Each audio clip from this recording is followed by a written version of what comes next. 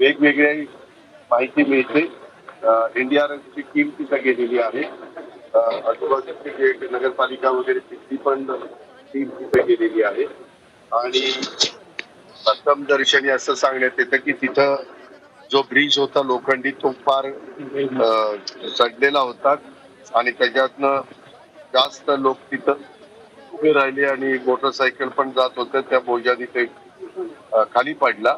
तिथं 8 कोटीचा एक ब्रिज ऑलरेडी मंजूर आहे, पण त्याच्याबद्दलची उत्तमभूत सगळी माहिती नीटपणे कलेक्टरला द्यायला सांगितलेली. कलेक्टर म्हणले काही काळामध्ये तुम्हाला देतो. मला कळवत आहे संख्ये तिथं गेलेले आहेत. वेगवेगळ्या माहिती मिळते. एनडीआरएफची टीम तिथं गेलेली आहे. आजूबाजूचे जे नगरपालिका वगैरे तिथली पण टीम तिथं गेलेली आहे.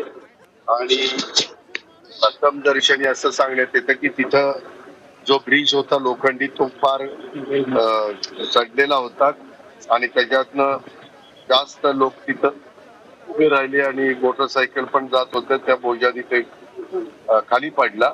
तिथं 8 कोटीचा एक ब्रिज ऑलरेडी मंजूर आहे, पण त्याच्याबद्दलची उत्तमभूत सगळी माहिती नीटपणे कलेक्टरला द्यायला सांगितलेली. कलेक्टर म्हणले काही काळामध्ये तुम्हाला देतो. मला कळवत आहे संख्ये तिथं गेलेले आहेत.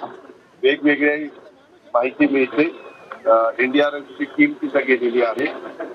आजूबाजूचे जे नगरपालिका वगैरे तिथली पण टीम तिथं गेलेली आहे. आणि प्रथम दर्शनी असं सांगण्यात येतं की तिथं जो ब्रिज होता लोखंडी